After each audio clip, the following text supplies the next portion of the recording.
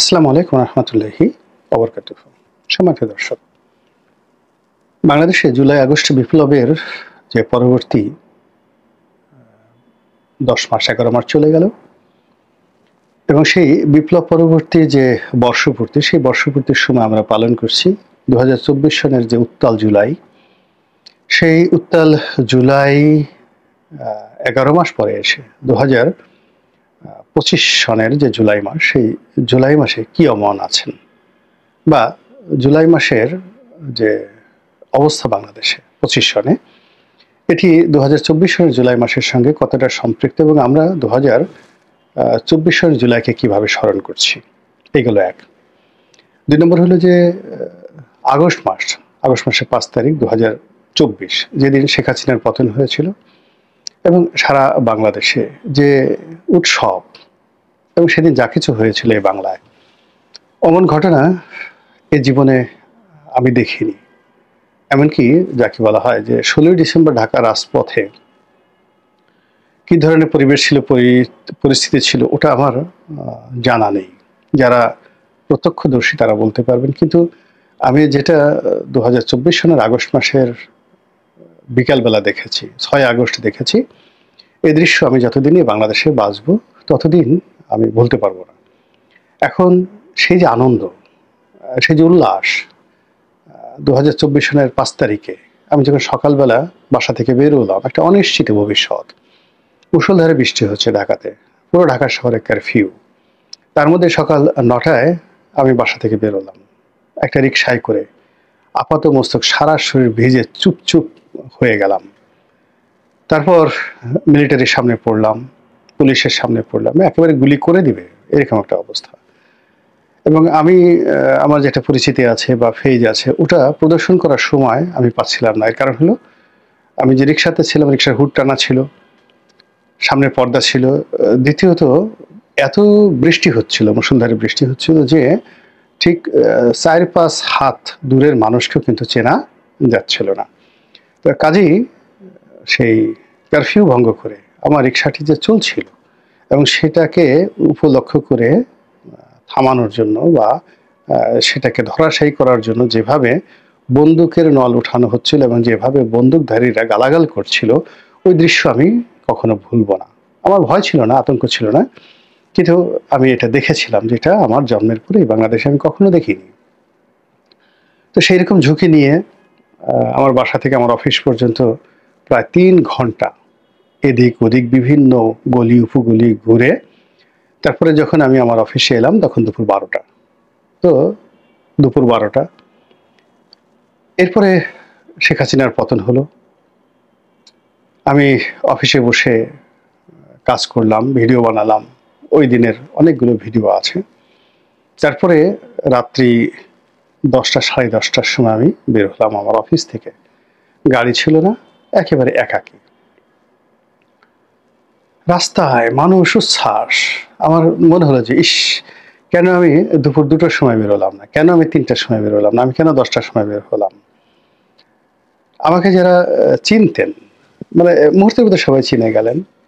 পুরোটা পথ এই কেউ মাথায় করে নাচছে, কেউ ফুল দিচ্ছে, কেউ গণভবন থেকে আসার সময় জড়িয়ে ধরছে, কেউ একটা চুম্বন দিচ্ছে, মানে একটা অভূতপূর্ব দৃষ্টি। আমার কাছে মনে হলো যে আমি যদি 3টার সময় 4টার সময় সেই গণভবনের সামনে থাকতাম, রাজপথে থাকতাম, মানুষের ভালোবাসায় বাঁচতাম কিনা, এটা নিয়ে আমার একটা সন্দেহ। আমি মরে যেতাম। এখন আমার কাছে মনে হচ্ছে যে মরে যাওয়াটাও আমার জন্য অনেক শান্তির ছিল। আমি কেন সেই বিপদের দিনে বের হলাম, কিন্তু সুখের সময় আমি কেন রাস্তায় বের হইনি। আমি আসলে 6 তারিখও রাস্তায় বের হয়নি, 5 তারিখও রাস্তায় বের হয়নি, 8 তারিখও ক্যান্টনমেন্টে যাইনি, বঙ্গভবনেও যাইনি, গণভবনেও যাইনি, কোনো অনুষ্ঠানে যাইনি। আমি আমার মতো করে থেকেছি।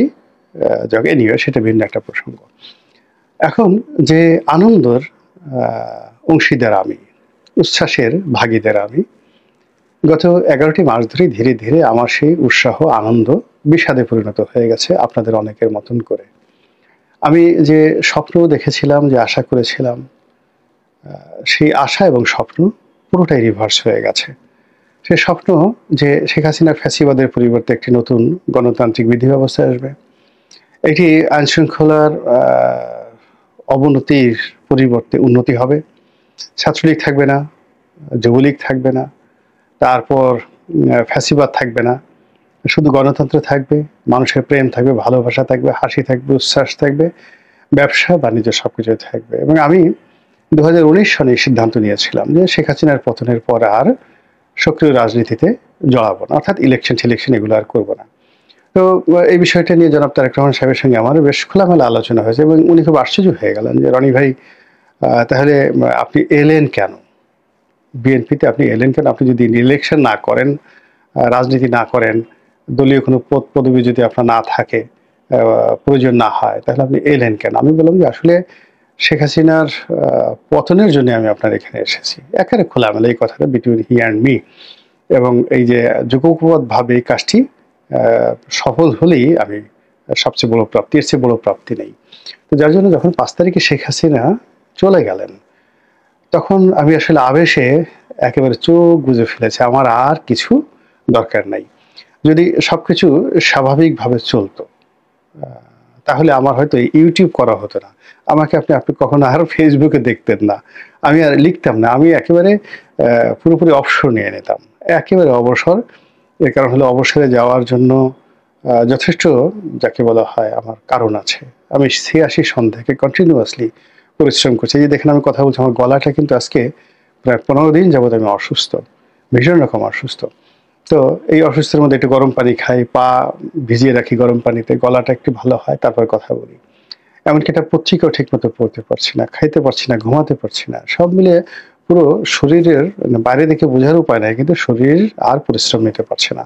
তো কাজেই আমার আসলে রিটায়ারমেন্ট দরকার। আমার ছেলেমেয়েরাও বড় হয়ে গেছে। আমি বিয়ে করেছি 1986 এ। আমার বড় ছেলেটি ১৯৯৪ সনে এই পৃথিবীতে এসেছে। মেয়ে, ছেলে তাদের বিয়ে হয়ে গেছে। ছোট ছেলে তারাও মানে সবাই এস্টাবলিশড। এখানে একটা মানুষের কাজ করা, পরিশ্রম করা এখন আসলে আল্লাহ বিল্লাহ করা ছাড়া আমার আসলে তেমন কোনো কাজ নেই। তো সব যদি স্বাভাবিক থাকতো, তাহলে যেভাবে রাজনীতি না করার ব্যাপারে সিদ্ধান্ত নিয়েছিলাম, ওভাবে জীবনের অন্যান্য যে কর্মকাণ্ডগুলো, টকশোতে যে অনেক কষ্টকর ব্যাপার। প্রতি রাত্রে সেই আপনি টেলিভিশনে গাড়িতে করে, নিজের গাড়িতে করে ১২টা ১টা পর্যন্ত সেই টেলিভিশন স্টেশনে গিয়ে বসে থাকেন, আসেন। আসার পর ঘুমাতে ২টো ২.৫টা বেজে যায়। আর আমি এমনি রাত ৩:৩০টার সময় আমি ঘুম থেকে উঠি। তো আপনি যদি রাত ২টোর সময় বিছানায় যান এবং অলমোস্ট মাসের মধ্যে তো ১৫ দিনই এই অবস্থা হয়, টকশো থাকে। মাসে গড়ে ২০ থেকে ২৫টি টকশো থাকে। এর মধ্যে কোনো টেলিভিশন রাত ১০টা, কোনো রাত ১২টা। বাসায় এসে খাওয়া-দাওয়া করে ঘুমাতে ১২টা, ১টা, ১:৩০ এরকম বেজে যায়। এভাবে আসলে একটা শরীর নিতে পারে না। তো আমি এই কাজগুলো করতাম না। কি দরকার? গ্রামের একটা মধ্যবিত্ত পরিবার থেকে এসেছি। এই ক্ষুদ্র জীবনে আল্লাহ রাব্বুল আলামিন আমাকে যতটুকু দিয়েছেন আলহামদুলিল্লাহ। এরপরে আমার আর চাওয়ার কিছুই নেই। এখন পর্যন্ত চাওয়ার কিছু নেই। কিন্তু এই যে হতাশার কারণে, অবস্থার কারণে দেখা যাচ্ছে যে আবার কথা বলতে হচ্ছে, আবার সে আগের মতো ঝুঁকি নিতে হচ্ছে। আবার যারা ক্ষমতাধর লোকজন তাদের সঙ্গে রেষারেষিতে যেতে হচ্ছে, তাদের সঙ্গে ধাক্কাধাক্কিতে যেতে হচ্ছে। এ জীবন আর আসলে টানা যাচ্ছে না। তো সেই দিক থেকে এই যে গত ১০ মাস, এই ১০ মাসে অন্য সবার মতো আমিও মারাত্মকভাবে ক্ষতিগ্রস্ত হয়ে গেছি। এই কারণ হলো যে আমি তো সেই ২০১৩-১২ সন থেকেই, সেই যখন সংসদ সদস্য ছিলাম তখন থেকে উল্টো স্রোতে আমি নৌকা বাইছি। ক্ষমতাধরদের সবার সঙ্গে টক্কর লাগিয়েছি এবং সেইভাবেই চলছে এখনো পর্যন্ত। তো এর মধ্যে তো বয়স হয়ে গেছে, শরীরের ভার মানছে না। তো সেই কারণে আমি চাই যে দেশটা ভালো চলুক, একটু বিদায় নেই, একটু সুন্দরভাবে যাকে বলা হয় অবসর কাটাই। আর নতুন প্রজন্মে যারা রাজনীতি করতে এসেছেন, তারা রাজনীতি করবেন, তাদের সফলতা দেখে আনন্দ পাবো, পথে ঘাটে দেখা হবে, তারা সম্মান জানাবেন বা তাদেরকে স্নেহ করব। এই এতটুকুই এই বয়সে প্রাপ্তি। এর বাইরে অন্য কোনো কিছু ছিল না। কিন্তু দেখা গেল যে না, সেটা হচ্ছে না। পরিস্থিতি সব দিক থেকে খারাপ হচ্ছে। আগে যেভাবে মিথ্যা কথা বলা হতো, রাজার মুখ থেকে, রানীর মুখ থেকে যেভাবে মিথ্যা কথা বের হতো, এখন তার চেয়ে আরো বেশি বেরোচ্ছে। আগে পথে ঘাটে মানুষের যে অনিশ্চয়তা ছিল, তার চেয়ে আরো বেশি অনিশ্চয়তা হচ্ছে। আগে যেভাবে আতঙ্ক ছিল জাতীয় জীবনে, সেই আতঙ্ক বেড়ে যাচ্ছে। আন্তর্জাতিক অঙ্গনে যে সকল সমস্যা, তার চেয়ে অনেক বেশি সমস্যা এখন আমাদের চারিদিকে ঘুরপাক খাচ্ছে। বলেন তো ঘুমাবেন কি করে? আপনি বলেন কি করে আপনি সুস্থ থাকবেন? যদি ন্যূনতম বিবেক থাকে, বোধ থাকে, দেশপ্রেম থাকে, তাহলে তো আসলে গুম হওয়ার কথা না। ফলে আমারও হচ্ছে না। এবং এই অবস্থার মধ্যে আবার একটার পর একটা গুজব ছড়িয়ে পড়ছে। এই যে জুলাই এবং আগস্ট, এই আগস্টকে কেন্দ্র করে নরমালি যেটা হতে পারতো সেটা হলো আমরা এই সময়টিকে আনন্দ দ্বারা, কৃতজ্ঞতা দ্বারা আমরা বরণ করে নিতাম। আল্লাহকে কৃতজ্ঞতা জানাতাম। মানুষ যারা অংশগ্রহণ করেছে তাদেরকে কৃতজ্ঞতা জানাতাম। গান, কবিতা দ্বারা আমরা বরণ করে নিতাম। উৎসবের একটা আমেজ থাকতো জুলাই এবং আগস্ট জুড়ে। কিন্তু সেটা হচ্ছে না। সেটার পরিবর্তে রাজনীতির অনিশ্চয়তা, গত বছর যেটা ছিল সহিংসতা, এটা অনিশ্চয়তাতে চলে আসছে। গত বছর যেটা ছিল পরস্পর প্রতি অবিশ্বাস, এখন সেটা সন্দেহতে পরিণত হয়েছে। গত বছর যেটা যাকে বলা হয় প্রতিপক্ষকে পরাজিত করার যে একটা মনোবৃত্তি ছিল, এবছর সেটা প্রতিপক্ষকে ঘায়েল করার মনোবৃত্তি চলে এসেছে। এবং এখানে গত বছরে যে পক্ষগুলো ছিল তার চেয়ে আরো বহু পক্ষ এই বর্তমানে জড়িয়ে পড়েছে। এবং এরই প্রেক্ষিতে নানা জনে নানা রকম, বিশেষ করে সোশ্যাল মিডিয়াতে যে সকল আতঙ্ক ভীতি ছড়িয়ে দেওয়া হচ্ছে, যা আমাদের এই জাতির জন্য কল্যাণকর নয়। যেমন বলা হচ্ছে যে এই 2025 সনের আগস্ট মাসের 5 তারিখে কেয়ামত হয়ে যাবে বাংলাদেশে। কি কেয়ামত হবে আমরা এখন পর্যন্ত বলতে পারছি না কি কেয়ামত হবে। তবে যে বিষয়গুলো আমরা আতঙ্ক সহকারে অনুভব করতে পারি সেটা হলো যারা এই বিপ্লবের সুবিধাভোগী, যারা এই বিপ্লবের যারা নিজেদেরকে বিপ্লবের অগ্রগামী সেনানায়ক মনে করেন। আচ্ছা আপনারা বলেন তো যে পৃথিবীর এমন কোনো যুদ্ধ আছে যে যুদ্ধে সেনাপতি বিদেশে থেকে যুদ্ধের নেতৃত্ব দিয়েছেন? এটা হয়নি। যুদ্ধের সেনাপতিকে যুদ্ধের ময়দানে থাকতে হয়। তো এক্ষেত্রে জুলাই আগস্টে যারা বিপ্লবী, যারা বিজয়ী, তারা সবাই বাংলাদেশে ছিলেন এবং এখন পর্যন্ত যারা বাংলাদেশে আছেন তারাই এটার নেতৃত্ব দিবেন, এটাই স্বাভাবিক। কিন্তু দুর্ভাগ্যজনক হলেও সত্যি যে প্রচলিত রাজনৈতিক দল, তাদের বড় বড় রাজনৈতিক দলের যে নেতৃত্ব তারা এখন বিদেশে। আওয়ামী লীগের সবাই বিদেশে পলাতক। তারপরে বিএনপির তারেক রহমান সাহেব বিদেশে, তার স্ত্রী, পরিবার, পরিজন তারাও সবাই বিদেশে, অথচ মূল নেতৃত্বটা লন্ডন থেকে কিন্তু পরিচালিত হচ্ছে। ফলে লন্ডন থেকে যখন ইথারে কোনো একটি কমান্ড আসে, সেটা স্কাইপের মাধ্যমে আসুক, টেলিফোনে আসুক, যেভাবে আসুক, এটা যার কানে আসে ওটা সে কার্যকারিতা ওভাবে থাকে না। নেতা নিজে মাঠে উপস্থিত থেকে যদি কোনো একটা কাজকর্ম করতেন সেটা অনেক সুবিধা হতো। অন্যদিকে বিপ্লবের যারা হর্তাকর্তা, এই মুহূর্তে হর্তাকর্তা, তারা যদি বিপ্লবটা তাদের নিজস্ব মস্তিষ্ক প্রসূত হতো এবং নিজেদের যোগ্যতা, প্রজ্ঞা, মেধা অনুযায়ী যদি তারা সফল হতেন, তাহলে আজকে বিপ্লবের এই অবস্থা হতো না। বিপ্লবের মধ্যে অনেক গুণ ছিল, বিপ্লবের মধ্যে অনেক হাত ছিল, অনেক দেশি এবং বিদেশি অজ্ঞাত শক্তি এই বিপ্লবের সঙ্গে জড়িত ছিল। এখন প্রায় সব পক্ষ এই বিপ্লবের ক্রেডিট নেওয়ার জন্য টানাটানি করছে। কেউ এটার সঙ্গে ডিপ স্টেট, আমেরিকার যে ডিপ স্টেট পলিসি, সেটার যাকে বলা হয় প্রভাব খুঁজে বেড়াচ্ছে। কেউ এটার সঙ্গে সিআইএ এর প্রভাব খুঁজে বেড়াচ্ছে, কেউ এটার সঙ্গে রয়ের প্রভাব খুঁজে বেড়াচ্ছে, কেউ মোসাদের প্রভাব খুঁজে বেড়াচ্ছে, কেউ চীনের প্রভাব খুঁজে বেড়াচ্ছে, কেউ ইউটিউবার যারা বিদেশে বসে ইউটিউব করে তাদের প্রভাব খুঁজে বেড়াচ্ছে। কেউ বলছে যে না, আমি তো ফেসবুকের মাধ্যমে বিপ্লব ঘটিয়ে দিয়েছি। কেউ বলছে আমরা ইউটিউবের মধ্যে সব ঘটিয়ে দিয়েছি, আমি যদি ইউটিউবের কথা না বলতাম এটা কি হতো। কেউ হয়তো বলছেন যে I am the first man, যে এই ফেসবুকের যে প্রোফাইল এটা আমি লাল করে দিয়েছি এবং এই লাল করে দেওয়ার কারণেই যে বিপ্লবটা শুরু হয়েছে, রক্তাক্ত বিপ্লবটা শুরু হয়েছে, আমি যদি লাল না করতাম এটা হতো। এই সকল বিষয়াদি নিয়ে তর্ক এবং বিতর্ক এবং ক্ষেত্র বিশেষে একে অপরের সঙ্গে যে শত্রুতা এতটা প্রবল পর্যায়ে পৌঁছে গেছে যে বিপ্লবের নীতি, আদর্শ, লক্ষ্য এবং উদ্দেশ্য সবকিছু এলোমেলো হয়ে গেছে। এবং তারই প্রেক্ষিতে সেই 2024 সনে যে করণীয়গুলো ছিল বিপ্লবীদের, সেই করণীয়গুলো তারা করতে পারেনি, যেহেতু কোনোটাই স্বয়ংসম্পূর্ণ ছিল না। কেউ বুদ্ধি দিয়েছেন একজনে, কাজ করেছেন একজনে, টাকা দিয়েছে একজনে, রসদ দিয়েছেন একজনের, যদি এখানে অন্য কোনো লজিস্টিক সাপোর্ট থাকে সেটা দিয়েছেন একজনে। তো এই সবগুলো একত্র করে একটা পলিসি নেওয়ার মতো পরিবেশ পরিস্থিতি 2024 সনের মধ্যে হয়নি। 2025 সনে এসে দেখা গেল যে অনেক ভুল হয়ে গেছে, কিন্তু সেই ভুলগুলো শুধরানোর মতো পরিবেশ পরিস্থিতি হলো না। কেউ বললো বিপ্লবী সরকার, কেউ বললো শাহাবুদ্দিন চুপ্পুকে বঙ্গভবন থেকে তাড়াতে হবে, কেউ বলল ডক্টর মোহাম্মদ ইউনূসকে প্রেসিডেন্ট বানাতে হবে, কেউ বলল যে প্রেসিডেন্সিয়াল ফর্ম অফ গভর্নমেন্টে যেতে হবে, কেউ বলল সংবিধান ছুঁড়ে ফেলে দিতে হবে, ইত্যাদি নানা রকম কথাবার্তা 2025 সন থেকে যে শুরু হলো, যেটা এটি গত কয়েক মাসে প্রবল থেকে প্রবল আকার ধারণ করেছে এবং পুরো শাসন ব্যবস্থা, রাষ্ট্রযন্ত্র থেকে শুরু করে এখন যারা বিপ্লবী রয়েছেন তারা, এবং একই সঙ্গে ডক্টর মোহাম্মদ ইউনূসের যে উপদেষ্টা মণ্ডলী, সবাই বিপদ এবং বিপত্তির মধ্যে পড়েছেন। এবং এরই মধ্যে আবার 2025 সালে জুলাই মাস এসে গেল, আবার জুলাই মাসের পরে আগস্ট মাসে আসবে। এখন কি হবে আগস্ট মাসে? যারা বিপ্লবের বিভিন্ন সময় কণ্ঠ দিয়েছেন বিপ্লবে, যারা বিপ্লবে বিভিন্ন সময় বাণী দিয়েছেন এবং দূর দেশ থেকে যারা বিপ্লবে প্রেরণা দিয়েছেন, তারা এই সময়ের মধ্যে বলতে চাচ্ছেন যে আগস্ট মাসের 5 তারিখে তারা এমন কিছু ঘটাবেন যেটা বাংলাদেশ কল্পনাও করতে পারে না, বা আওয়ামী লীগ স্বপ্নেও কল্পনা করতে পারে না। তা আমরা আসলেই কল্পনা করতে চাই না।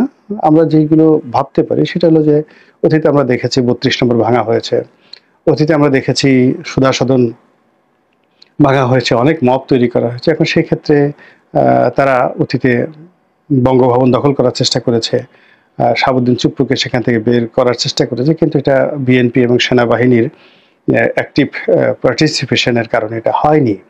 এখন আগস্ট মাসের 5 তারিখকে টার্গেট করে যদি আবার শাহাবুদ্দিন চুপ্পু সাহেবকে সরিয়ে দেওয়ার চেষ্টা করা হয়, এটা একটা হতে পারে। আবার দেখা গেল যে একটা বিপ্লবী সরকার যেভাবে দেশের কিছু যাকে বলা হয় বিপ্লবের পক্ষের বুদ্ধিজীবী, তারা বিপ্লবী সরকারের যে বুদ্ধি দিচ্ছে সেই বুদ্ধিতে দীপ্ত হয়ে বা উদ্দীপ্ত হয়ে যদি ডক্টর মোহাম্মদ ইউনূস উনি তার দলবল সহকারে শহীদ মিনারে যান, সেখানে একটি বিপ্লবী সরকারের জন্য তিনি শপথ গ্রহণ করেন এবং সেখানে নতুন জাতীয় সঙ্গীত পাঠ করা হয়, নতুন সংবিধান ঘোষণাপত্র সেখানে দেওয়া হয়, বা জুলাই আগস্ট চার্টারের যে কথা বলা হচ্ছে সেগুলো হয়। এই জিনিসগুলো হতে পারে, এই জিনিসগুলো হতে পারে এবং এইগুলো নিয়ে সরকার চেষ্টা করতে পারে, এটা আমরা কল্পনা করতে পারি। কিন্তু অ্যাজ এ ইন পার্সন যদি ব্যক্তিগতভাবে আমাকে জিজ্ঞাসা করেন একজন সাধারণ নাগরিক হিসেবে, আমার কাছে মনে হচ্ছে যে এর কোনো কিছুই হবে না, এর কোনো কিছুই হবে না। ডক্টর মোহাম্মদ ইউনূসের যে বিখ্যাত 3-0 থিওরি রয়েছে, 3-0 যে উপমা বা মতবাদ, যেখান থেকে তিনি বিশ্বকে একেবারে দারিদ্র্যমুক্ত করে ফেলবেন। তো এরকম আমার কাছে মনে হচ্ছে 5ই আগস্টকে কেন্দ্র করে যে বড় বড় পরিকল্পনা করা হচ্ছে, এই বড় বড় কল্পনাগুলো 3টি শূন্যতে এসে, জিরোতে এসে এটি যাকে বলা হয় একটা সমীকরণ তৈরি করবে। তো 3টি ডিম পাশাপাশি রাখলে কেমন দেখায়, একটি ডিমের উপর একটা ডিম রাখলে কেমন দেখায়, খাড়া করে রাখলে কেমন দেখায়, চিৎ করে রাখলে কেমন দেখায়, ওইরকম 3টি শূন্যর বিভিন্ন অ্যাঙ্গেলে, জ্যামিতিক অ্যাঙ্গেলে তাদের যে অবস্থান, এটি নিয়ে আপনি কল্পনা করতে পারেন। এর বাইরে আমার কাছে মনে হচ্ছে না যে 2025 সালে আগস্ট মাসে ওইরকম অপ্রীতিকর কোনো একটা ঘটনা বাংলাদেশে ঘটতে পারে। আমার তার চেয়ে বরং মনে হয় আমাদের যে প্রচলিত সমস্যা, এইটা দুর্যোগের মাস, এই যে আমি আজকে যে ভিডিওটি করছি, বাংলাদেশের দক্ষিণ অঞ্চলে মুষলধারে বৃষ্টি হচ্ছে, এমনি মানুষের অভাব অভিযোগ, তার মধ্যে এই বৃষ্টিতে কত ঘরবাড়ি, কাঁচা ঘরবাড়ি নষ্ট হয়েছে, মানুষ কাজকর্ম করার জন্য ঘর থেকে বেরোতে পারছে না, ঢাকার আবহাওয়া ভালো না, এর মধ্যে জাতিসংঘের মানবাধিকার কমিশনের একটা অফিস ঢাকাতে দিয়েছে, এটা নিয়ে ভীষণ রকম সমস্যা হচ্ছে। তারপরে মার্কিন যুক্তরাষ্ট্র শুল্ক কমায়নি, তারা 35% শুল্ক আরোপ করেছে বাংলাদেশের যে সকল পণ্য বাংলাদেশ থেকে যাবে, রপ্তানি পণ্য, সেগুলোর উপরে এটা নিয়ে খুব সমস্যার মধ্যে আছে। বিএনপি রাজনীতি নির্বাচন নিয়ে সমস্যার মধ্যে আছে, তারেক জিয়া আসবে কি আসবে না, সবাই ধারণা করেছিল যে আগস্ট মাসের 5 তারিখে যে বিশাল সমাবেশ বিএনপি করবে, সেই সমাবেশের উদ্বোধন করবেন তারেক রহমান সাহেব, আসলে তিনি আগস্ট মাসের 5 তারিখে আসবেন কিনা, এটা নিয়ে বিএনপি ভীষণ সমস্যা মধ্যে আছে। কারণ হলো বিএনপি নেতাকর্মীরা অশান্ত হয়ে পড়েছেন, তারা নেতাকে দেখতে চাচ্ছেন, তাদেরকে সান্ত্বনা জানানোর জন্য বিএনপির শীর্ষ নেতারা প্রায় সবাই বলছেন তারেক রহমান আসবেন আসবেন, আসছেন, কিন্তু তিনি এখন পর্যন্ত আসেননি। আর তিনি যদি আগস্ট মাসের 5 তারিখের মধ্যে না আসেন, বিএনপির মধ্যে হতাশা দেখা দেবে। তো সেই দিক থেকে যেটা কল্পনার জগৎ, সেই কল্পনার জগতের ফানুস উড়ানোর দরকার নেই। আমাদের এমনি হাজার হাজার নয় লাখ লাখ সমস্যা রয়েছে, প্রচলিত রাজনীতির সমস্যা, প্রচলিত অর্থনীতির সমস্যা। এই সমস্যার যে ঘূর্ণিবধ, যে ঘূর্ণিপাক, এই ঘূর্ণিপাকই আমরা আবর্তিত হতে থাকবো 2025 সালের আগস্ট মাসের 5 তারিখে। এর বাইরে নতুন কোনো সমস্যা, নতুন কোনো সম্ভাবনা আমি অন্তত সেই দিন দেখিনি। আল্লাহ আমাদের সবাইকে ভালো রাখুন, সুস্থ রাখুন। আপনারা সবাই ভালো থাকুন। আসসালামু আলাইকুম ওয়া রাহমাতুল্লাহি ওয়া বারাকাতুহু।